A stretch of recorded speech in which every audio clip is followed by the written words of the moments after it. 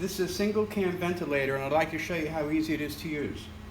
You open up the top, you take the ambu bag and you drop it in, close the lid, lock the latches,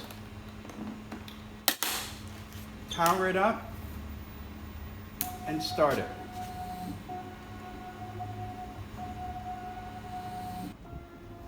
There are controls for tidal volume in liters, breaths per minute, and inhale to exhale time ratio.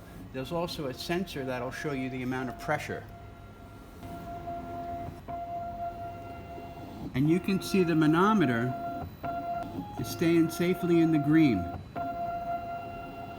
So this is the single cam ventilator.